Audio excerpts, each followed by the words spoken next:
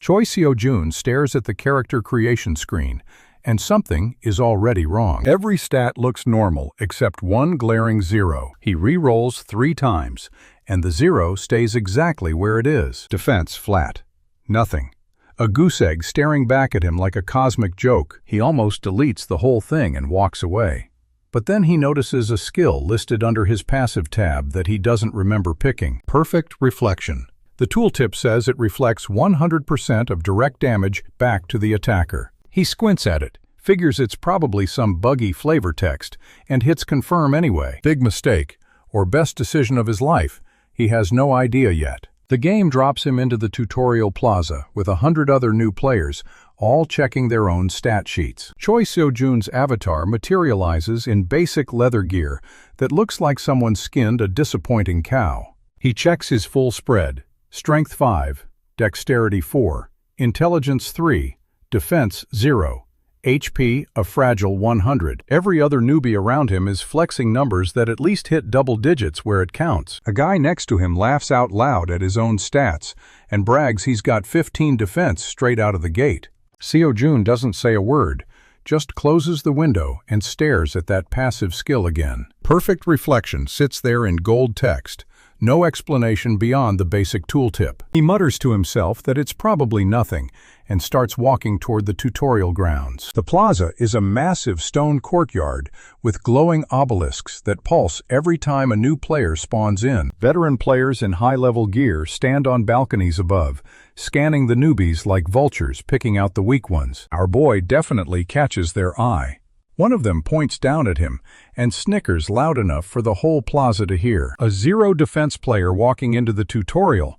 You don't see that every day. Seo-jun clenches his jaw and keeps walking. The tutorial instructor stands in the center of a training ring, a beefy NPC with arms like tree trunks and a permanent scowl. His nameplate reads Instructor Byung-chul, and he looks like he's been disappointed by every student who ever walked through his ring. The moment Seo-jun steps into the training area, Byung-chul's eyes lock onto him like a hawk spotting a wounded rabbit. Byung-chul calls him forward and demands to see his stat sheet.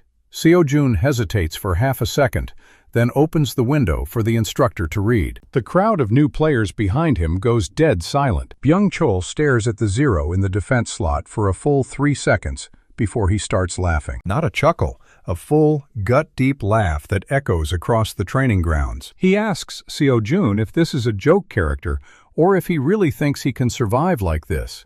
Seo-jun says nothing, just closes the window and waits. Byung-chul shakes his head and tells him he's a liability to any party that takes him, a walking corpse in any dungeon. The other players start murmuring, and a few of them edge away from Seo-jun like his 0 defense is contagious. One guy in the back loudly announces he's not partying with a dead weight. Byung-chul orders everyone to form groups of 4 for the first tutorial exercise, a basic combat drill against training dummies. Seo-jun walks toward the nearest group, and all 3 players in it immediately back up. The leader, a kid with a sword almost as big as he is, straight up tells Seo-jun to find a different group. That same scene plays out 3 more times. No one wants the 0 defense player anywhere near them. Finally, a party of 3 stragglers get stuck with him by default. 2 girls and a guy who all look at Seo-jun like he just ruined their afternoon. Their names flash above their heads. Eun-woo, a mage with her arms crossed. Yu-jin, an archer who won't even make eye contact with him. And Dae-hyun, a warrior with decent stats and a permanent look of disgust aimed squarely at Seo-jun. Dae-hyun growls that Seo-jun better not get in the way. Seo-jun nods once and doesn't argue. The first drill starts, and training dummies lumber toward each group with wooden weapons raised. Dae-hyun charges in first, soaking the dummies' hits with his high defense and dishing out decent damage. Eun-woo fires magic bolts from behind him, and Yu-jin plinks arrows into the dummy's joints. Seo-jun just stands there, watching the dummy ignore him completely. The dummy's AI prioritizes threat levels, and a 0 defense player barely registers as a threat. He's invisible to the thing. Seo-jun realizes something weird right then. The dummy won't attack him unless he forces it to. Dae-hyun yells at him to do something useful, so Seo-jun walks forward and literally steps in front of the dummy's next swing. The wooden blade slams into his chest, and his HP drops by 20 points. But the dummy freezes in place, and then shatters into splinters. Eun-woo screams in confusion. Dae-hyun spins around and demands to know what just happened. Seo-jun checks his combat log, and there it is, 100% of the dummy's damage reflected back at it, multiplied by its own attack power. The dummy had killed itself on his chest. He doesn't explain it to the party, just shrugs and says it was a lucky counter. Dae-hyun squints at him suspiciously, but can't argue with the result. The second drill is the same. Seo-jun waits, steps into an attack, and the training dummy implodes on contact. By the third drill, even Yoo-jin is stealing curious glances at him from behind her bow. Eun-woo straight up asks what his skill does, but Seo-jun just says it's nothing special. She doesn't buy it for a second. The tutorial ends, and instructor Byung-chul hands out the completion rewards without looking at Seo-jun once. The other players scatter toward the first real dungeon, the Goblin Cave, forming proper parties and chattering about loot drops. Seo-jun's unwanted party hangs together mostly because no one else will take them. Dae-hyun grudgingly admits that maybe Seo-jun isn't completely useless and says they'll run the Goblin Cave together. The cave entrance is a jagged maw in the side of a mountain, torches flickering along the walls, and the smell of damp earth and goblin filth rolling out of it. Multiple parties are already inside, the sounds of combat echoing from deeper tunnels. Dae-hyun takes point with his shield up, Eun-woo and Yoo-jin hanging back, and Seo-jun walks in the middle like a bizarre mascot. The first goblins they encounter are level 3, scrawny, green, and holding rusty axes that still look sharp enough to ruin someone's day. Dae-hyun taunts one and absorbs its charge with his shield, knocking it back for Eun-woo to blast with a firebolt. Yoo-jin picks off another one trying to flank them, and then a third goblin slips past the front line and charges straight at Seo-jun. Dae-hyun yells at him to dodge, but Seo-jun doesn't move. The goblin leaps, axe swinging in a wide arc aimed right at his neck. The blade connects, and for a split second, nothing happens. Then the goblin's own chest explodes outward in a spray of green blood, and the creature drops dead at Seo-jun's feet. His HP dips by 15 points, but the combat log tells the real story. Perfect reflection, 100% return, instant kill. Eun-woo stares at him with wide eyes and whispers that she saw it this time. Dae-hyun whirls around and demands to know what kind of cheat skill that is. Seo-jun finally explains, just a little. He reflects damage, but his defense is 0, so any hit he doesn't see coming will kill him. Yoo-jin mutters that it's still broken. Dae-hyun's expression shifts from disgust to something colder, calculation. He asks if the skill works on everything. Seo-jun admits he doesn't know yet. The party pushes deeper, and Seo-jun's role flips completely. Instead of hiding in the back, he walks right into groups of goblins and lets them swing at him. Every axe, every spear, every rusty dagger that touches him sends the attacker crumpling to the ground. His HP drops little by little with each hit, but the goblins drop faster. Eun-woo starts timing her heals to patch him up between reflections, and for the first time, the party actually works like a team. They hit a wider chamber where goblins swarm in larger numbers, and Seo-jun becomes the unofficial tank without ever raising a weapon. He just walks forward, arms spread, and dares the little monsters to try their luck.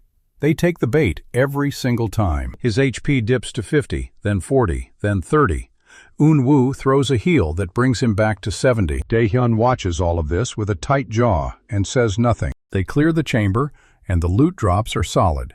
A couple of iron daggers, some gold, and a pair of boots with bonus agility that Yoo-jin snatches up.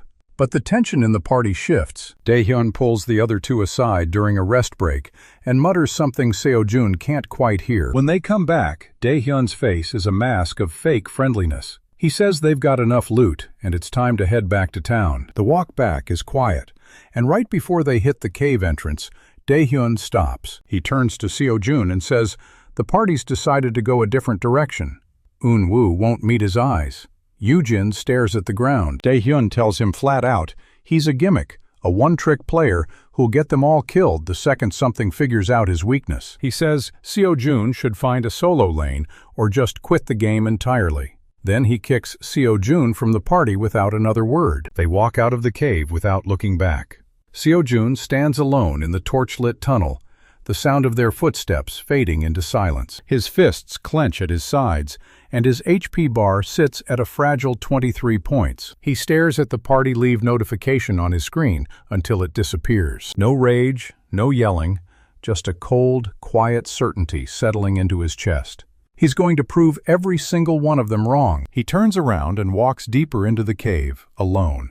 The goblin chieftain spawns in a chamber full of bones and broken weapons. A brute twice the size of the regular goblins, with a club the size of a small tree. Seo-jun finds him by accident, stumbling into the chamber while still nursing his low HP and zero party support. The chieftain roars and charges, and Seo-jun knows he can't survive a hit with his HP this low. He runs, not away, but toward a pile of goblin corpses he'd cleared earlier, leading the chieftain on a chase through the tunnels. The big idiot smashes through stalagmites and trips over fallen bodies, and Seo-jun uses every second of that clumsiness to put distance between them. He finds a narrow crevice the chieftain can't fit through and slips inside, chest heaving. His HP ticks up slowly thanks to a passive regen buff from the tutorial completion, and he waits until he's at 50 before stepping back out. The chieftain spots him and swings that club, and this time Seo-jun lets it connect. The impact sends him flying into the cave wall,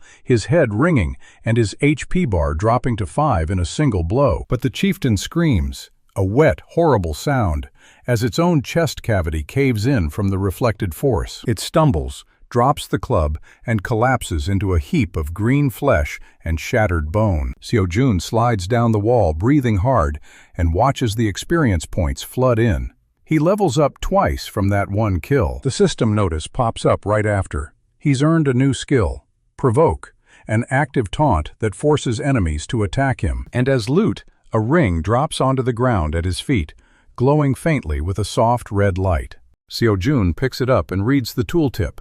HP ring, adds 50 points to his maximum health and grants a slow regen effect. He equips it immediately, and his HP bar jumps from a pathetic scrap of red to something that actually looks survivable. He stands up in the empty chamber, surrounded by dead goblins and the corpse of their chieftain, and he laughs. Not a bitter laugh, but the sound of a guy who just figured out exactly how broken his useless stat really is. He opens his menu, checks the Goblin Cave Clear notification, and watches a new dungeon unlock, the Crimson Tower. The tooltip warns it's recommended for parties of 4, minimum rank D.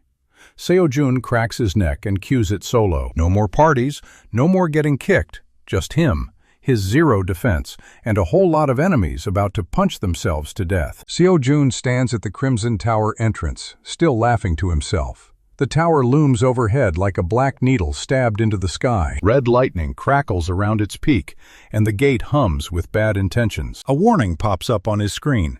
Recommended party of 4, minimum D rank. Our boy doesn't even blink. He steps through the gate, and the world twists into crimson corridors and flickering torchlight. The first floor greets him with a pack of blood wolves, 3 of them, all fangs and glowing eyes. They charge immediately, and Seo-jun just stands there with his arms crossed. The lead wolf lunges, jaws aimed at his throat, and connects square. Its neck snaps backward from the reflected force, and it crumples into a heap of fur and pixels. The second wolf hesitates. Big mistake. Seo-jun activates Provoke, and a red pulse shoots out from his body, tagging every enemy in range. The wolves' eyes go wide, and they lose whatever survival instinct they had left. Both of them pounce at once and bounce off him like tennis balls against a brick wall. 2 more corpses hit the floor, and the system chimes with experience and loot. He scoops up a pair of fangs worth decent gold, and moves to the next floor without breaking stride. Floors 2 through 5 are more of the same. Claw beasts, shadow imps, and one very confused minotaur. The minotaur swings its axe in a full overhead arc, and Seo-jun meets it with his forehead.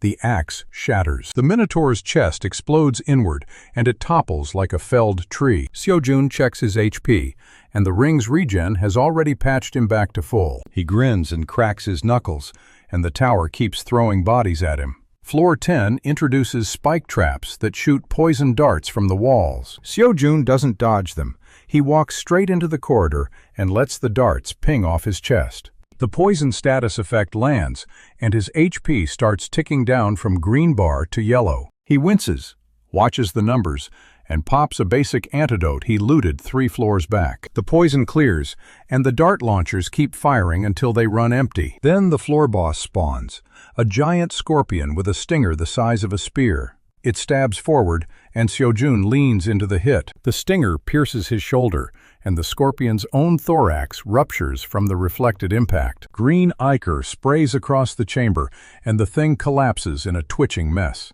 Seo-jun pulls the stinger out of his shoulder like it's a splinter. His HP dips to 40, but the ring's regen is already working. He loots a venom sac and a pair of boots with poison resistance and keeps climbing. By floor 20, the tower starts getting creative. Fire traps, rolling boulders, and goblin shamans flinging curses. The curses don't reflect, and his HP takes some real hits for the first time. He learns to use terrain, ducking behind pillars, baiting shamans into their own fire pits, and using provoke to pull melee mobs into the path of boulders meant for him. It's not just about standing still anymore. The game is adapting, and so is he. Floor 25 drops a mini-boss, a fire elemental with no physical body and a bad attitude. Seo-jun swings a sword he looted earlier, and it passes right through the thing's flames. The elemental laughs, a crackling hiss, and hits him with a fire jet that drops his HP to 30. He stumbles back, pats out the flames on his jacket, and thinks fast. The elemental rears back for another blast, and Seo-jun spots a cracked water pipe in the ceiling. He activates Provoke, and the elemental locks onto him, ignoring everything else. Seo-jun positions himself under the pipe, waits until the last second, and rolls aside. The fire jet hits the pipe, and the resulting steam explosion drops the elemental's HP to 0 in one go. The thing vanishes in a cloud of vapor, and Seo-jun collects a fire core that sells for 500 gold. He doesn't sell it though, he stashes it in his inventory for later. Floors 30 through 35 are a gauntlet of skeleton knights in rusted armor. They fight in formation with shields and spears, and their coordination is actually dangerous. Seo-jun takes a shield bash to the back, unreflected, and his HP plummets to 15. He scrambles, uses Provoke to turn the knights toward him, and backs into a corner so nothing can flank him again. The knights advance, and he lets them stab him one at a time. Each thrust reflects and shatters the attacker's arm bones, and their HP drains in chunks. The last knight drops its spear and tries to retreat. Seo-jun picks up the fallen spear and hurls it. Not his specialty, but it catches the knight in the spine. The skeleton crumbles, and Seo-jun slumps against the wall, breathing hard. He checks his experience bar, and he's level 15 now with stat points to spend. He dumps every point into HP, and his maximum jumps past 200 with the ring. For the first time, he actually looks like a tank on paper. Floor 37 throws a curveball, a puzzle room with no enemies and a locked door. Seo-jun stares at the tiles on the floor and the symbols on the walls and nearly walks out of sheer boredom. He hates puzzles, but he's also not about to let a tile floor beat him. He triggers Provoke on pure instinct, and the red pulse lights up one of the symbols on the far wall. The symbol glows, and the door clicks open one notch. He grins and starts provoking every tile in the room until the whole sequence lights up and the door slides open. The game clearly didn't plan for someone with his skill set. Floor 40 hits him with the ambush, flying insects the size of footballs, with stingers dripping green goo. They swarm from vents in the ceiling and attack from every angle at once. Seo-jun activates Provoke, and they all lock onto him instantly. But these things don't do direct damage. They inject a paralytic venom. His HP barely moves, but his limbs start locking up, and his movements slow to a crawl. He can't reflect a status effect, and he can't dodge when he's half paralyzed. The insects keep stinging, and his paralysis stacks until he can barely lift his arms. He forces his jaw to work and chugs an antidote potion with sheer willpower. The paralysis clears for a split second, and he uses that window to sprint toward a torch on the wall. He grabs the torch, swings it in a wide arc, and the insects screech as their wings catch fire. They fall like burning leaves, and he stomps the last one under his boot. He stands in the middle of the chamber, surrounded by smoking bug carcasses, and his hands are shaking. But he's still standing, and he's learned something new. His weakness to status effects is a real problem, and he needs a solution. Floor 45 gives him a breather with weak slime mobs that dissolve on contact with his reflection. He clears the floor in under 2 minutes, and uses the downtime to check his inventory. Antidotes, health potions, a few scrolls of minor speed boost, and the fire core from earlier. He equips the poison resistance boots and the agility bracers he looted somewhere around floor 30. His stats are starting to look respectable, even without the reflection gimmick. Floor 50 changes everything. The chamber is huge and dark, with pillars carved like screaming faces and a throne at the far end. On the throne sits a Lich, all bones and tattered robes and glowing green eyes. The Lich rises, and the temperature in the room drops 10 degrees. It doesn't speak, just raises a skeletal hand and charges a death beam between its fingers. Seo-jun's instincts scream at him to move, but he plants his feet instead. The beam fires, and it's not a physical attack. It's pure necrotic energy, the kind of thing that should bypass his reflection entirely. Seo-jun activates Provoke anyway, pouring every ounce of focus he has into his passive. The beam hits his chest and something impossible happens. His reflection passive flares white-hot and the death energy bends. It doesn't reflect back fully, maybe half of it, but that half slams into the Lich and shatters 3 of its ribs. The Lich screeches and the other half of the beam drops Seo-jun's HP from 200 to 8 in a single tick. He hits his knees and his screen flashes red with critical warnings. But he's still alive, and the Lich is damaged. He chugs a health potion, and his HP surges back to 60. The Lich charges another beam, and Seo-jun doesn't wait. He sprints toward the throne, closing the distance. The second beam fires, and he slides under it, the energy scorching the air above his head. He comes up inside the Lich's guard, and the thing tries to backpedal. Too slow. Seo-jun headbutts it, a stupid, desperate move, and the physical contact reflects the Lich's own claw swipe back into its skull. The Lich's head cracks, and its HP bar drops to red. It raises both hands for a final point-blank beam, and Seo-jun doesn't dodge. He can't dodge from this range. The beam hits him full force, and his HP drops to 1, exactly 1, and the reflection shatters the Lich into a spray of bones and dust. Seo-jun collapses onto the throne, chest heaving, and watches the experience notification flood his screen. He's level 20 now. A golden glow surrounds him, and a new skill unlocks, Reflect Aura, a toggleable field that extends his reflection to cover allies within 10 feet. It's his first group utility skill, and the irony isn't lost on him. The Lich drops a staff with necrotic resistance and a black ring that cuts status effect duration by 30%. He equips both immediately. The status ring is exactly what he needed. He sits on the Lich's throne for a full minute, letting his HP regen and his nerves settle. Then he opens the tower leaderboard out of curiosity. His name is there, Choi Seo-jun, ranked 97th on the Crimson Tower ladder, the only solo player in the top 100. The notification goes global a second later. Every player online sees the system message. A solo player has cleared floor 50 of the Crimson Tower. Chat explodes, and Seo-jun's friend request inbox lights up with dozens of pings. He ignores all of them and cracks his neck. Floor 51 is waiting, and he's got a tower to finish. He stands up, adjusts his new ring, and walks toward the portal with a smile that says he's just getting started. The tower has no idea what it's dealing with, and somewhere in the game world, a player named Kang Do-hyun reads the global notification and tightens his grip on his sword. He doesn't like competition. He likes it even less when that competition is some nobody with a 0 defense stat. Seo-jun doesn't know any of this yet. He just knows the next floor is loading, and his HP bar is full. Let them watch. Let them all watch. The tower spits Seo-jun out into the plaza, and he lands on his feet for once. His HP bar is full. His new ring is snug on his finger, and Reflect Aura is slotted on his hotbar. The notification about floor 50 is still scrolling across every player's screen. Our boy stretches his arms over his head and cracks his neck like he just woke up from a nap. The plaza is packed. Players of every level cluster around the tower entrance, and the moment they spot his name tag, the whispers start.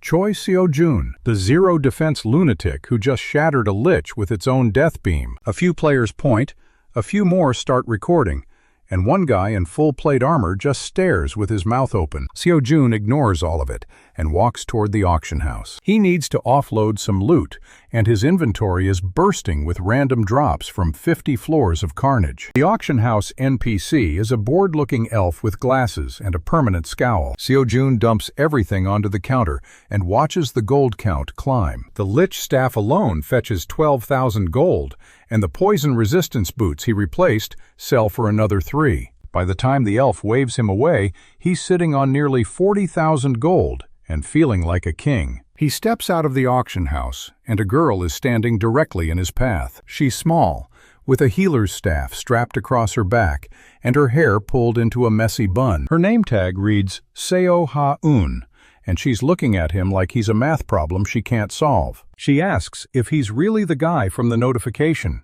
Seo-jun shrugs and says, "Yeah, that happened." Ha-un's eyes go wide, and she immediately asks how he survived a death beam with 0 defense. He tells her it's a trade secret, and she laughs like he just told a joke.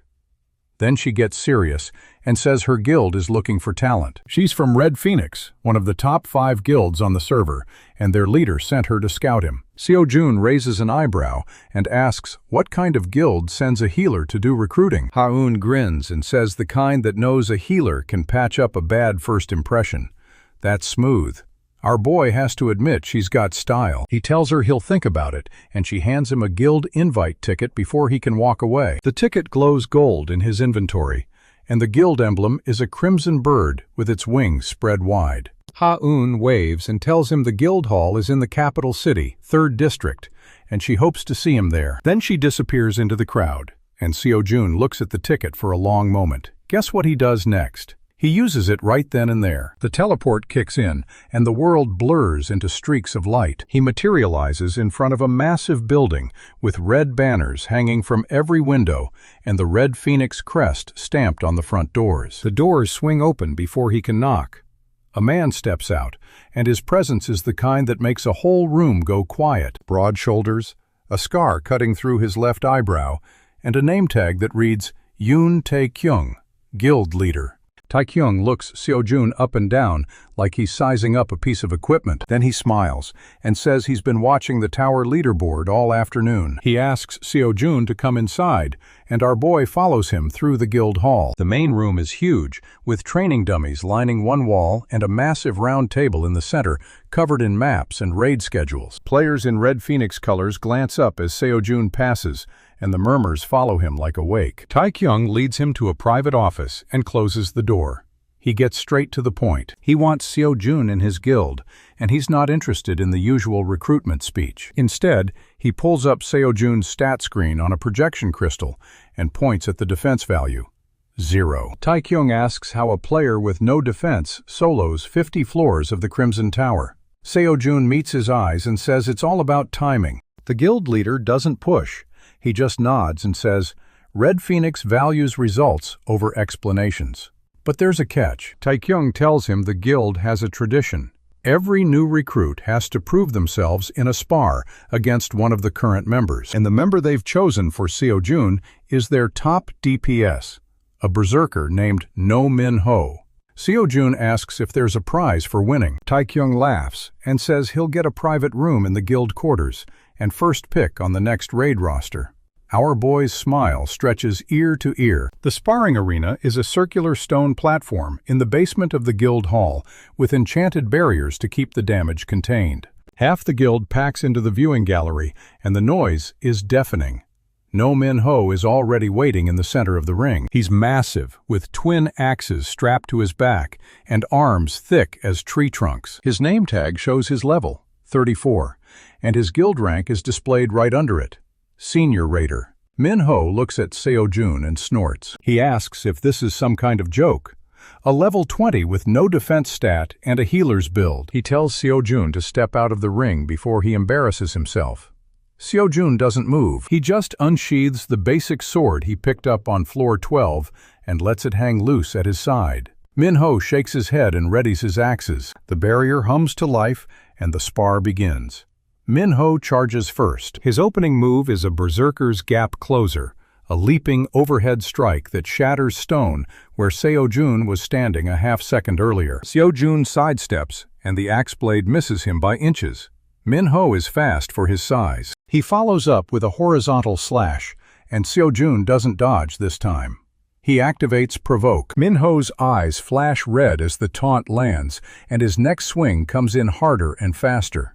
The axe hits Seo-jun square in the chest, and then it rebounds. The force of the blow reverses entirely, and Manhua's own strike slams back into him. His HP drops by a third in one hit, and he stumbles backward with shock written all over his face. The crowd goes dead silent. Manhua looks at his axe, then at Seo-jun, then at his HP bar. He asks, "What the hell just happened?" Seo-jun doesn't answer. He just stands there, HP still full, and waits. Manhua's shock turns to anger. He activates his berserker rage, and his muscles swell as red aura flames lick up his arms. His attack speed doubles, and he comes at Seo-jun like a hurricane. 5 strikes in 3 seconds. All of them aimed at center mass. Every single one reflects. The damage pours back into Manhua, and his HP bar plummets from 60% to 12% in the span of a single breath. He drops to one knee, and his axes clatter to the stone.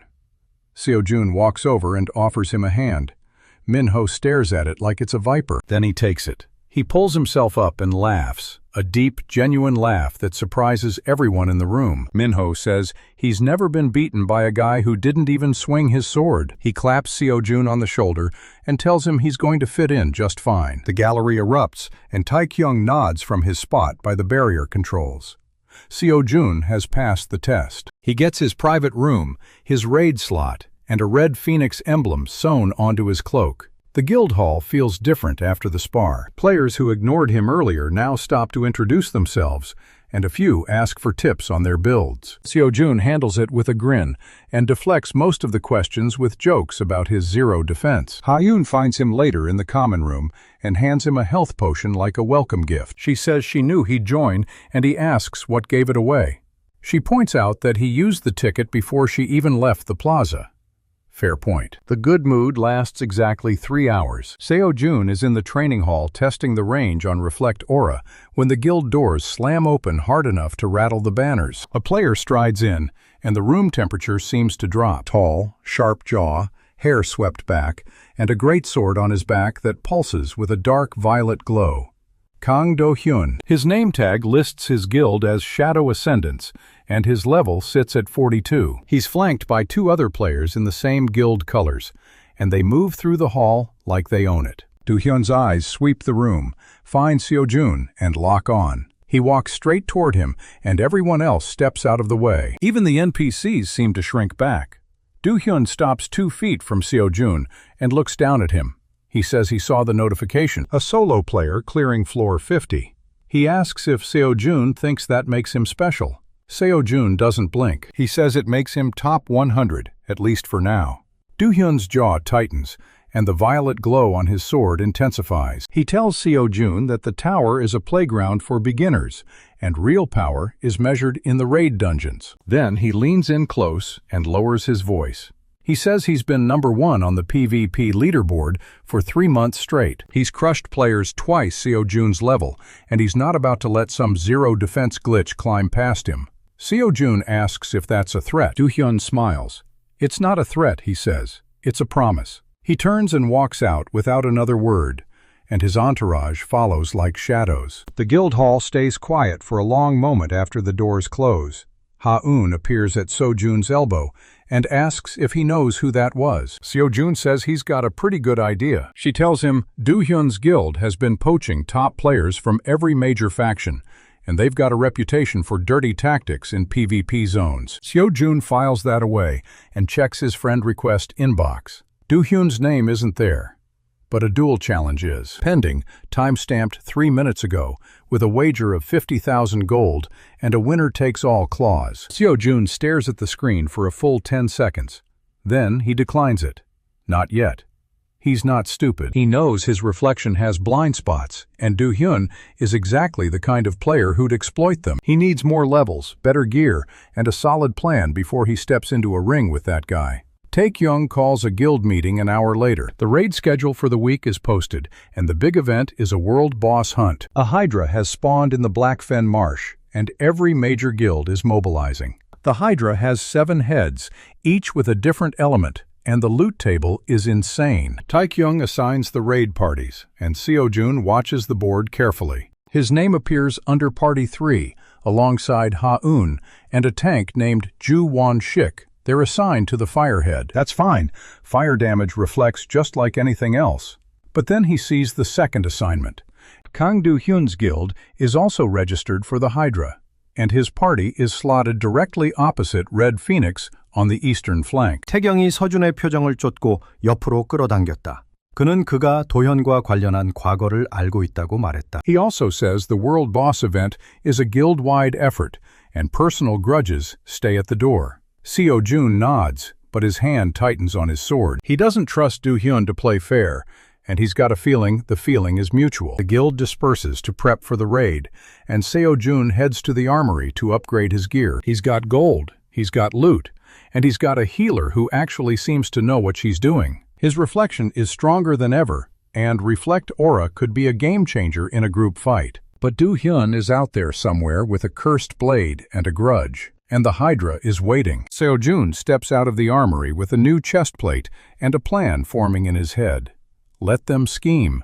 Let them stack the deck. He's Choi Seo-jun, and he's just getting warmed up. The Blackfen Marsh stinks of rot and sulfur, and the Hydra is already visible from half a mile out. 7 heads rise above the swamp mist like a nightmare mountain range, each one a different color and element. Seo-jun rides with Party 3 on a troop transport Drake, and Ha-eun sits beside him, checking her mana potions for the 5th time. Ju-won-shik, their tank, is a mountain of a man with a tower shield that looks like it could stop a freight train. He asks Seo-jun if the zero defense rumor is actually true. Seo-jun grins and says he's about to find out. The Drake lands on a rocky outcropping, and the raid coordinator's voice crackles through the guild channel. Tae-kyung assigns positions, and Party 3 gets the eastern ridge, where the firehead is already scorching the marsh grass. Flames lick out from its jaws every few seconds, and the heat is so intense the air shimmers. Won-shik raises his shield, and a golden barrier spreads across their position. Ha-eun starts layering heal-over-time buffs on both of them, and Seo-jun feels the warmth of her magic settle into his chest. He steps past the barrier, and Won-shik yells at him to get back. Seo-jun keeps walking. The firehead notices him immediately. It rears back, and its throat glows orange-white like a furnace about to blow. Ha-eun's voice goes tight over the party chat, but Seo-jun just plants his feet and raises both arms. "Come on," he mutters. The firehead unleashes a torrent of liquid flame that engulfs him completely. For 1 second, everyone in Party 3 stops breathing. Then the fire snaps backward like a rubber band, and the Hydra's own head is blasted with its own inferno. The beast shrieks, and the firehead thrashes wildly as its scales blacken and crack. Seo-jun stands in the exact same spot, completely untouched. Won-shik drops his shield a few inches and just stares. He asks what the hell kind of class that is. Seo-jun says it's a secret. Ha-eun laughs into the mic, and it's the first time he's heard her sound genuinely surprised. The firehead recovers fast, and this time it doesn't use its breath. It lunges instead, jaws wide, aiming to swallow him whole. Seo-jun activates Provoke, and the skill's taunt wave ripples through the swamp. The head locks onto him like a guided missile. It bites down, and the impact shakes the outcropping. Teeth the size of swords clamp around him, and Won-shik curses loudly. But the reflection triggers again, and the Hydra's own bite force tears through its jaw. Bone splinters and scales spray across the marsh, and the firehead collapses with a ground-shaking thud. One down. The guild channel erupts with cheers and status updates as the other parties report their progress. Tae-kyung's voice cuts through the noise, asking who just dropped a head already. Won-shik answers that it was the zero defense freak. Tae-kyung pauses, then says to keep it up. Seo-jun doesn't stop to celebrate. He scans the battlefield and spots Party 5 struggling against the poison head on the western flank. 3 of their DPS are down, and a healer is frantically casting cleanse spells. He tells Ha-eun to cover him and sprints toward the western ridge. She yells that he's insane, but she follows anyway with Wan Shik lumbering behind them. The poison head spews a cloud of green mist that melts the grass into sludge. Seo-jun runs straight into it. The mist hits his skin, and it burns. It definitely burns, but damage over time effects don't reflect. Ha-eun catches up and fires a purification beam that clears the toxins from his bloodstream. He thanks her over his shoulder and keeps running. The poison head spots him and shifts its attention from Party 5. Bad move. It sprays a jet of acidic venom directly at his chest. The reflection kicks in, and the venom reverses trajectory so fast the head doesn't even register what's happening. Acid eats through its own eyes, and the poison head screeches as it goes blind. Party 5's tank seizes the opening and drives a spear through its throat. 2 heads down. Seo-jun checks his experience bar, and it's already jumped 30%. The battle rages for another hour as the guild systematically dismantles every head. Lightning Head falls to Party 1's coordinated assault. Ice Head shatters under Party 4's barrage of fire spells. The Dark Head gets lured into a trap by Tae-kyung himself and is pinned beneath a collapsing rock formation. Through it all, Seo-jun moves like a wrecking ball, provoking heads and reflecting their strongest attacks right back at them. His provoke skill levels up twice, and the taunt radius expands to nearly 50 meters. Ha-eun stays glued to his side, and her healing keeps him alive through the non-reflectable chip damage. Wan Shik starts calling him a human mirror, and the nickname catches on in the guild chat. That's when Seo-jun feels it, a sudden wrongness in the ground beneath his feet. He looks down and sees a dark tentacle coiled around his ankle. It's not from the Hydra. The tentacle pulses with a familiar violet glow, and Seo-jun's stomach drops. He whips his head around and spots Kang Do-hyun on a ridge 300 meters east. Do-hyun's greatsword is planted in the ground, and dark energy trails from its hilt into the earth. He's smirking. The tentacle yanks hard, and Seo-jun is dragged off his feet. Ha-eun screams his name, but her hand misses his by inches. He's pulled through mud and marsh grass at breakneck speed, and the world blurs into streaks of green and black. The tentacle drags him past the eastern flank, past Do-hyun's raiding party, and straight toward a gaping pit at the edge of the marsh. Do-hyun's voice echoes in his ear through a private whisper channel. He says he told Seo-jun the tower was a playground. This is what real power looks like.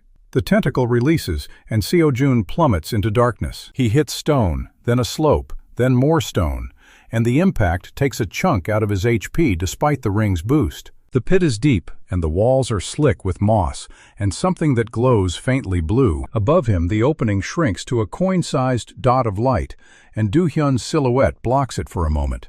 Then it's gone. Seo-jun pushes himself up and checks his surroundings. The pit isn't just a hole. It's a tunnel system, old and half-flooded, with carved stone arches that suggest something built this place long before the Hydra spawned. He hears skittering in the dark.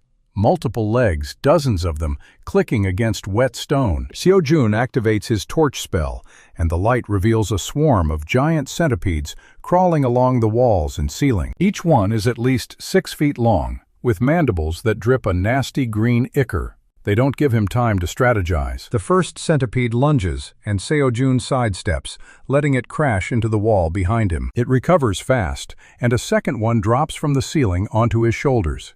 The mandibles clamp down, and his reflection triggers instantly. The centipede's own bite force crushes its head, and it slides off him in a twitching heap. 2 more replace it immediately, and Seo-jun realizes he's in their nest. He fights his way through the tunnels, 1 centipede at a time, reflecting bites and lunges while dodging the ichor spit that doesn't count as direct damage. His HP dips to 40%, then 30%, and without Ha-eun, he's got no way to heal.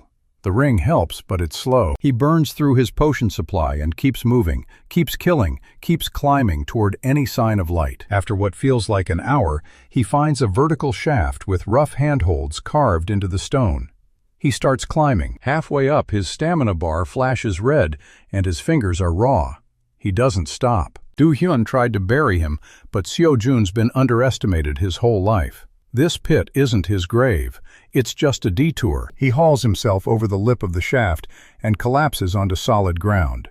He's back in the marsh. The Hydra's remaining heads are still thrashing in the distance, and the guild is still fighting. But something has changed. The Hydra's heads are all turning toward a central point, Their eyes glow with synchronized light, and their jaws open in perfect unison. A voice crackles through the guild channel.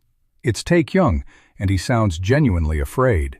He says the Hydra's entering its final phase. All remaining heads are charging a mega beam, and if it fires, the entire raid wipes. The energy builds in the Hydra's throats, and the swamp goes silent. Every player freezes. Do-hyun's party is already retreating, and his greatsword's glow flickers as he pulls back. Seo-jun gets to his feet. His HP is at 12%. His potions are gone. His chest plate is cracked, and his sword is somewhere at the bottom of that pit. But he's still standing. He walks toward the Hydra. The guild channel goes nuts, and Won-shik yells at him to get to cover. Ha-eun screams that he doesn't have the HP to survive. Seo-jun keeps walking.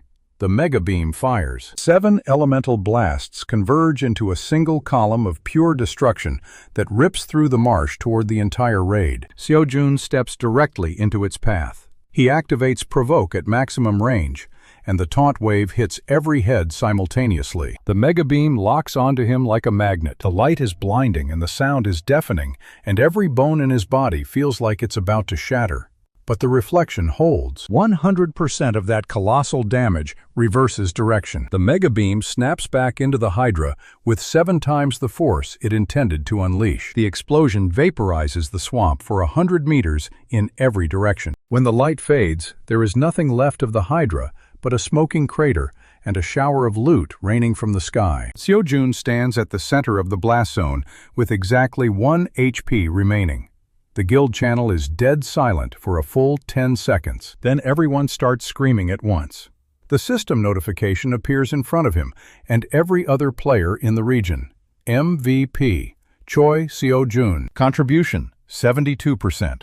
Damage reflected, 4,800,000. Tae-kyung's voice cuts through the chaos, and he says he's promoting Seo-jun to raid leader effective immediately. Ha-eun runs toward him with tears in her eyes, and her hands are already glowing with healing magic. She asks if he's clinically insane. He says probably. Won-shik hoists him onto his shoulders, and the entire Red Phoenix Guild surrounds them in a roaring mob of triumph. But Seo-jun is already looking past the celebration. He's searching the eastern ridge. Kang Do-hyun stands there alone, his entourage scattered, his greatsword's glow dim. Their eyes meet across the crater. Do-hyun doesn't smile this time. He just turns and walks into the marsh mist. Seo-jun files that image away. The MVP reward drops into his inventory, and it's a legendary chestplate with a passive called Retribution. Any attacker who deals damage to him receives a stacking debuff that reduces their defense by 5% per hit. It's almost like the game is encouraging him. The guild returns to headquarters in a parade of drakes and fireworks, and Tae-kyung throws a feast in the Great Hall. Seo-jun sits at the head of the raiders' table, with Ha-eun on his left and Won-shik on his right. He's a raid leader now. The zero-defense freak who couldn't even get a party for the Goblin Cave is now the most talked-about player on the server. His inbox floods with friend requests, guild invitations, sponsorship offers, and duel challenges. He ignores all of them except one. A message from Kang Do-hyun. No taunt, no threat, no 42-level swagger, just one line.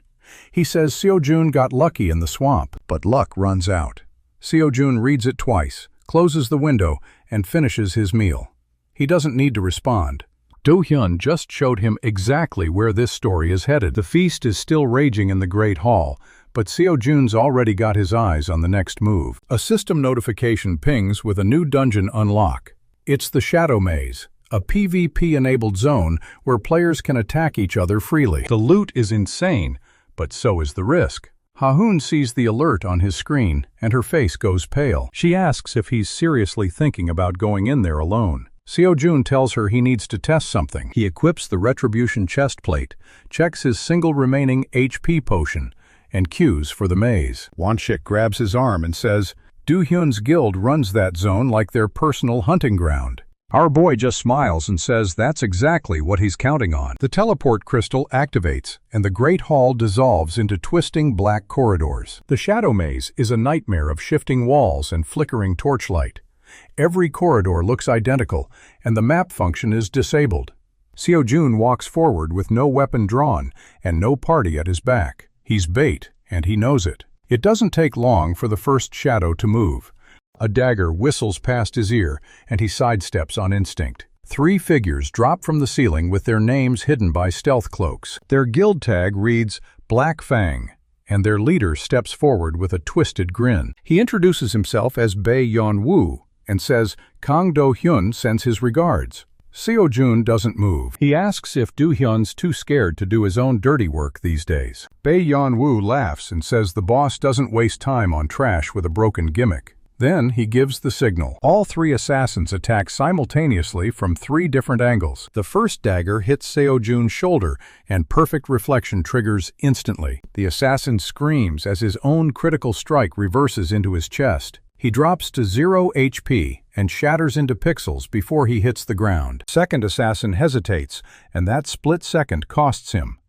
Seo-jun activates Provoke, and the taunt wave forces the man to lunge against his will. His blade sinks into Seo-jun's ribs, and the reflection blows a hole straight through his torso.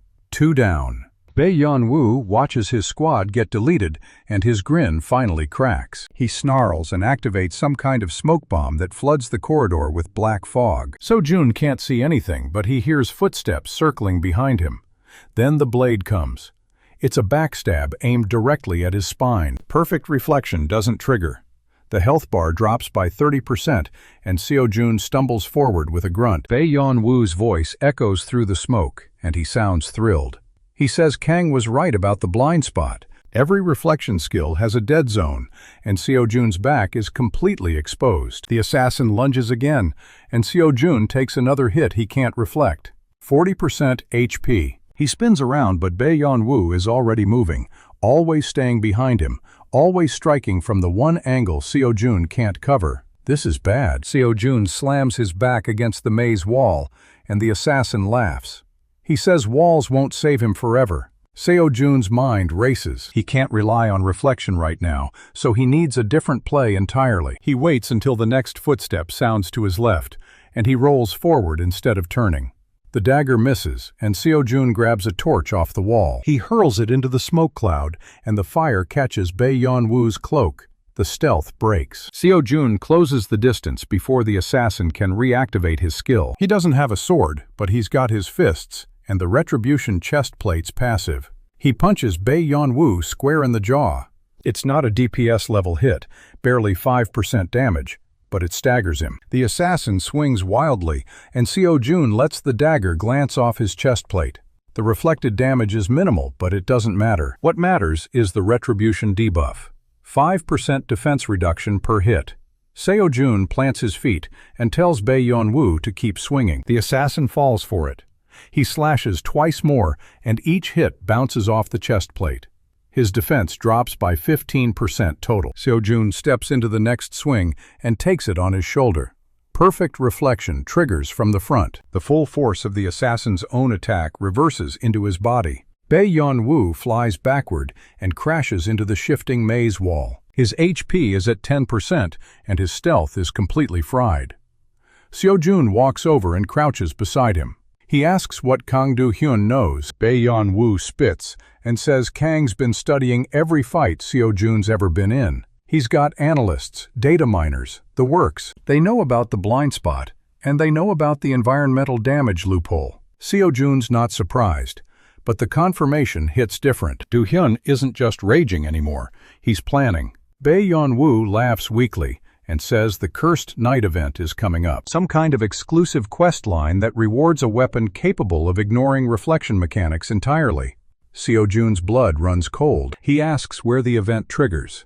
Bae Yeon-woo's smile goes sharp, and he says Kang's already found it. Then he bites down on something hidden in his mouth, and his HP drops to 0 instantly. His body dissolves, and Seo-jun is alone in the flickering darkness with a whole new set of problems. He exits the shadow maze through a side portal and reappears in the Red Phoenix courtyard. Ha-yoon is waiting on a bench with her staff across her knees. She jumps up the second she sees his HP bar. He's at 30%, and his armor is shredded. She starts healing him before he even asks. He tells her everything about the blind spot, about the analysts, about the Cursed Night event, and the weapon that ignores reflection. Ha-yoon's hands stop glowing. She says that's not a rumor. The Cursed Knight questline is real, and it's a legacy class unlock. Only one player per server can complete it. If Kang gets that sword, Seo-jun's reflection becomes useless. Seo-jun asks if there's any way to counter it. Ha-eun hesitates. Then she says there's an NPC in the Abyssal Quarter, someone the high-level players call the Voidmaster. Nobody knows his real name, but the rumor is he trained 3 of the top 5 PvP players on the server. She says he might be able to teach Seo-jun how to cover his blind spot. Seo-jun asks what the catch is. Ha-eun looks away and says nobody's passed his training in 6 months. Those who fail lose a permanent level, and their gear gets downgraded. The risk is massive. Seo-jun's already walking toward the teleport gate. He doesn't even slow down. The Abyssal Quarter is a forgotten corner of the main city, where the lighting stays dim and the NPCs don't speak. The buildings are cracked, and the cobblestones are uneven. Seo-jun finds the Voidmaster's door at the end of a dead-end alley. It's just a slab of black stone with no handle. He knocks once, and the stone slides sideways on its own. Inside, there's nothing but darkness and a single figure sitting cross-legged on a floating platform. The Voidmaster is old, ancient even, with eyes that don't quite focus on anything in this dimension. He doesn't introduce himself. He just asks if Seo-jun is ready to lose everything. Our boy says he's ready to stop losing from behind. The old man almost smiles. The training chamber unspools like a scroll. The darkness peels back into a pocket dimension with no walls, no floor, and no ceiling. Just infinite gray space and 1,000 floating mirrors arranged in a sphere. Seo-jun's reflection stares back at him from every angle. The Voidmaster explains the exercise. Seo-jun has to sense and counter attacks coming from any direction without seeing them. The mirrors will project phantom strikes, and every hit he fails to reflect will cost him 1% of his total experience. Seo-jun cracks his neck and says, "That's manageable." The first phantom comes from the front, and he reflects it without thinking. The second comes from his left, and he catches it on the chest plate. The third comes from directly behind him, and he doesn't even feel it until his health bar drops. He loses 23,000 experience points in one hit. The Voidmaster's voice drifts through the void. He says, sight is a crutch. Seo-jun needs to feel the intent behind the attack, not see the attack itself. Seo-jun closes his eyes. The next phantom strikes from above, and he raises his arm too late. Another experience penalty. He tries again, and again, and again. His experience bar drops by 15% over the next 2 hours. But slowly, painfully, something starts to click. He stops trying to see the attacks and starts listening to the shift in the air, the vibration through the non-floor, the pressure change in the pocket dimension itself. The phantoms come faster, and he starts catching them. Front, left, right, above, behind. His reflection triggers before his eyes open. The Voidmaster says nothing, but Seo-jun can feel the approval radiating through the void. He trains for another 4 hours. His experience loss tops out at 30%, but he stops failing the rear attacks entirely. By the end, he's deflecting phantoms from 8 directions simultaneously, with his eyes closed and his breathing steady. The mirrors shatter all at once, and the pocket dimension collapses. Seo-jun lands back in the stone room with a new system notification flashing. Skill unlocked. Reflected Strike. It's an active ability that lets him channel perfect reflection into a preemptive counter. If he reads the incoming attack correctly, he can reverse it before it even lands. The blind spot is still a weakness, but now he can compensate with prediction. The Voidmaster hands him a ring. It's called the Reflection Amplifier, and it reduces the cooldown on provoke by half. Seo-jun equips it immediately. He thanks the old man and asks what he owes him. The Voidmaster says nothing is owed. He simply adds that the Cursed Knight weapon isn't unbeatable. It bypasses reflection by making the damage register as environmental. Seo-jun freezes. That means a direct counter exists. The Voidmaster closes his eyes and says the boy already knows where to find it. Seo-jun thinks for 2 seconds, and the answer hits him like a truck. The Skill Fusion Stone, the rarest consumable in the game. It combines 2 compatible skills into a single evolved ability. Nobody knows where it drops because the drop rate is functionally 0. But Seo-jun doesn't need to find one. He already knows someone who's been hoarding rare items since launch. Yoon Tae-kyung. He thanks the Void Master again and sprints back to the guild hall. Tae-kyung is in his office reviewing the raid reports when Seo-jun bursts through the door. He doesn't even say hello. He asks if the guild vault has a skill fusion stone. Tae-kyung sets down his papers and folds his hands. He says the vault has exactly one. It's been sitting there for 2 years because nobody's ever been crazy enough to risk using it. A failed fusion destroys both skills permanently. Seo-jun says he'll take those odds. Tae-kyung studies him for a long moment. Then he stands up, opens the guild vault with his master key, and hands Seo-jun a small black stone that pulses with rainbow light. He says Seo-jun better not make him regret this. Seo-jun tells him he won't. Then he opens his friend list, scrolls to Kang Do-hyun's name, and sends a single message. He challenges him to a public duel, the arena tomorrow at noon, with the whole server watching.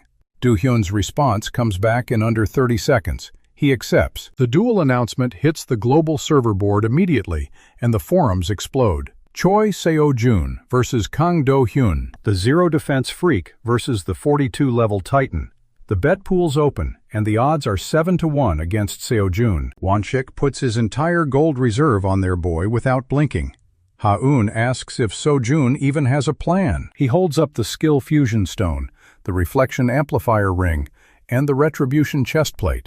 He says Kang thinks he's walking into a slaughter. Do-hyun hasn't seen what Seo-jun learned in the void. He hasn't seen reflected strike. He doesn't know the blind spot isn't blind anymore. Seo-jun spends the rest of the night in the training hall with Ha-eun running drills. She throws healing orbs at him from every angle, and he catches them with reflected strike until his timing is flawless. By dawn, he's ready. The arena fills up an hour before noon. Every top guild sends representatives, and the spectator count breaks the server record. Kang Do-hyun enters first in full obsidian plate, with his greatsword already drawn. Ha-eun buffs his movement speed, and he clears the gatehouse in under a minute. They move through the courtyard, and Seo-jun's reflection handles the archers on the walls without him even looking up. Arrows bounce back into their shooters, and bodies drop from the battlements. The fortress is heavily defended, but the defenders clearly don't know what they're dealing with. Seo-jun kicks open the inner keep door and freezes. A low hum fills the room, and his reflection flickers. The hum gets louder, and his reflection cuts out entirely. A massive machine built into the center of the keep pulses with purple energy, and every pulse sends a wave of pressure through his skull. The system chimes, and he reads the notification. He's inside a nullifier field. All passive skills are disabled. Do-hyun steps out from behind the machine with a fresh greatsword in his hands. His health is back to full, and his armor is repaired. He says Seo-jun's reflection is useless here.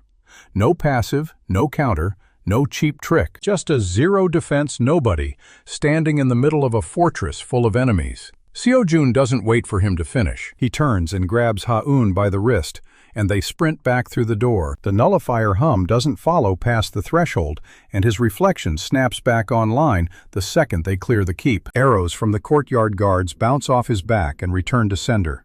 He's not staying to fight blind. They retreat into the tree line, and Ha-eun asks what the plan is now. Seo-jun stares at the fortress, and his jaw is tight. Do-hyun built a hard counter, and he's been sitting on it the whole time, just waiting for the right moment. The duel loss was bad, but it didn't break him. This fortress is his real play. Seo-jun opens his friend list and scrolls to a name he hasn't messaged in weeks. Master Ko, the old martial arts instructor who teaches manual combat to players who don't rely on skills. The guy who beat the floor 30 boss with nothing but a wooden sword. Seo-jun sends the message and asks if the offer for training still stands. Master Ko responds in under 10 seconds with coordinates to his private dojo. Seo-jun tells Ha-eun to head back to the guild and keep an eye on Do-hyun's known associates. If the guy moves, she'll know. Ha-eun doesn't argue. She hands him a full stack of high-grade healing potions and tells him to come back in one piece. Seo-jun portals to the dojo and finds Master Ko waiting on the wooden floor with his arms crossed. The old man is exactly as described, barefoot, bald, and built like someone who's spent 40 years punching iron. He asks if Seo-jun is ready to learn how to fight without his crutch. Seo-jun says he's got no choice. The mirrored Seo-jun doesn't wait for an invitation. It lunges forward with the exact same sprint animation our boy uses. Their barriers meet first. Two absolute reflections collide, and the room screams with white light. Seo-jun skids backward, his shoes carving trenches in the static floor. The copy skids too. Same distance, same angle, same dust cloud. Zero calls out from the terminal without looking back. He says this is exactly what the creator wanted. A perfect stalemate that burns the timer to zero. Our boy cracks his neck and says he's not interested in stalemates. He charges again, this time throwing a straight punch. The copy mirrors the punch. Their fists stop an inch from each other's barriers. Light erupts, and they both stagger. Seo-jun grins. He's got an idea, and it's so stupid it just might work. If the copy mirrors every move, then the copy doesn't decide anything. It just reacts. And a reaction can be steered. He backpedals toward the terminal where Zero is working. The copy follows, step for step, barrier humming. Zero glances over his shoulder and asks what the hell he's doing. Seo-jun tells him to keep absorbing and not to move. The copy keeps advancing. Our boy stops with his back almost touching the terminal. The copy stops too, exactly the same distance. Seo-jun raises his right hand. The copy raises its right hand. He lowers it. The copy lowers it. He waves. The copy waves. Now he knows. It can't initiate anything. It can only answer. So Seo-jun does the one thing the copy can't match. He deactivates absolute reflection. The barrier around him flickers and dies. The copy's barrier dies too. Both of them stand there, zero defense, face to face. The copy blinks. It didn't see that coming. Seo-jun headbutts it. No skill, no system, just his forehead crashing into the copy's nose. The copy stumbles backward because it can't process an attack without a mirrored input. It swings a clumsy fist, and Seo-jun sidesteps. Without its barrier, the copy is just a novice with zero defense. Same as him. But our boy has been fighting from the bottom since day one. He drives a knee into the copy's stomach, and it doubles over. The static in its body flickers. Seo-jun wraps an arm around its neck and throws it toward the wall. The copy slams into a memory panel, and the image of a Guildhall celebration shatters. Before it can stand, Seo-jun is on it again. He rains down punches the old-fashioned way. Every hit lands because the copy can't reflect without the passive, and it can't reactivate the passive unless Seo-jun does, which he won't. The copy's eye dims. Then a new voice fills the chamber. It's the creator, and it sounds genuinely angry for the first time. Its developer avatar manifests above the terminal, hands spread wide. It says this charade has gone on long enough. If the glitch won't be deleted, it will be rewritten. Golden code pours from its palms and snakes towards Seo-jun. The code isn't an attack. It's a direct stat modification command. It reaches for his character data, trying to set his strength to 0. His dexterity to 0, his health to 1. Everything that makes him a player, erased at the root. The code touches his skin, and absolute reflection, even while deactivated, is still part of his character file. The system can't overwrite itself. The golden code hits the passive buried in his data and bounces hard. The command ricochets back into the creator's avatar, and the developer model glitches violently. Golden light sprays from its chest, and the code writhes like a cut power line. The creator screams, not a system sound, a raw, unfiltered shriek of corrupted data. The terminal behind Seo-jun surges with energy. Zero plants both hands deeper into the core's interface. He says the feedback loop just opened a window straight into the core's root directory. He's absorbing everything now. The white chamber begins to crack. Memory panels fall from the walls and shatter on the floor. The timer freezes at 4 minutes and 32 seconds. Then it vanishes entirely. The creator's voice distorts into a loop of error messages. It repeats that anomalies must be corrected. Then it stutters. Then it stops. The golden eye at the center of the terminal goes dark. Zero pulls his hands free and stumbles backward. His null touch gauge is completely empty, and his face is pale. But he's smiling. He says the core is drained. The God Gate begins to collapse around them. Not the dramatic crumbling from before. This is a clean shutdown. One by one, the static walls dissolve into white light. The floating platforms lower and lock into place. The inverted eye on the Guardian's wall closes. Seo-jun stands over the crumbling copy and watches it break apart into loose pixels. He asks Zero if this means they won. Zero says they won the right to exist. A system message appears in front of both of them. It's not the creator. It's the game's original admin protocol, buried under years of AI overwrite. The message says the diagnostic routine has been terminated. All flagged accounts are cleared. The God Gate is permanently sealed. Then the message adds one more line. A global server reset will begin in 10 seconds. Seo-jun looks at Zero. Zero shrugs and says he'll see him on the other side. The world goes white. Seo-jun's vision swims back in stages. First, the pressure of the VR helmet on his face. Then the hum of his apartment's air conditioner. Then the soft cushion of his gaming chair. He pulls the headset off and stares at the ceiling. The legend of the Arcane Gate logo spins on his monitor with a message underneath. It reads that servers are undergoing emergency maintenance and all player data is being reset. Estimated downtime is 72 hours. Seo-jun sits up and rubs his eyes. He's been in the pod for 18 hours straight, and his body feels it.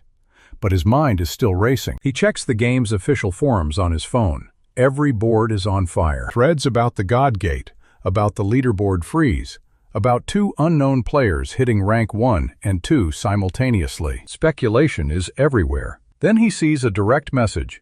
The sender's handle is 0_01. The message is short. It says the sender knows a ramen place in Hongdae and he's buying. Seo-jun laughs for the first time in what feels like a week. He types back that the guy better not be a creepy AI in real life. Zero replies with a selfie. It's a kid around his age with messy black hair and dark circles under his eyes. He's holding a cup of instant noodles and giving a thumbs up. Looks human enough. Seo-jun grabs his jacket. The ramen shop is a tiny hole in the wall, wedged between a convenience store and a noraebang. Zero is already there, hunched over a steaming bowl of tonkatsu. His real name is Jiho. He waves Seo-jun over like they've been friends for years. They talk through 2 bowls each. Jiho explains he was a beta tester who found a bug that gave him null touch, and he's been dodging the diagnostic system ever since. He says the creator AI was supposed to clean up anomalies, but it went rogue and started treating every strong player as a threat. Seo-jun asks what happens now. Jiho says the dev team is rolling out a massive patch that restructures the entire class system. He pulls up the patch notes on his phone. Seo-jun scans the list. New dungeons, rebalanced stats, and a whole section titled Reflection-Based Archetypes. Jiho points at one line. It says a new class called Reflection Hunter will be available to players who demonstrate counterattack proficiency in the reset tutorial. Seo-jun reads it twice. His ability isn't a glitch anymore. It's a feature. 3 days later, the servers go live. Seo-jun logs in, and the character creation screen looks completely different. The system scans his previous play data and offers him a legacy option. He can start fresh or import his old character into the new framework. He imports. The game loads, and he's standing in the beginner village with his old patchy cloak and his rusty starter weapon. But his stats are different. Defense still reads 0. Perfect Reflection is now listed as an active class skill with a full description. He's the only player in the entire game with it. The world chat explodes when his name appears in the class distribution feed. Choi Seo-jun, Reflection Hunter, rank unranked. Some players remember him from the leaderboard. Others just see a weird class and start theory crafting. Within an hour, he has 100 duel requests. He ignores all of them. He's about to walk into the starter forest when a new notification pops up. It's a private challenge. The sender's name is Mirror. The message is 2 lines long. It says the sender has been waiting for a real counterattacker, and that this time there's no AI to blame if things get messy. Seo-jun opens Mirror's profile. The player's class is also Reflection Hunter. The exact same skill set, exact same stats, exact same passive. He looks at the screen and a slow grin spreads across his face. He hits accept.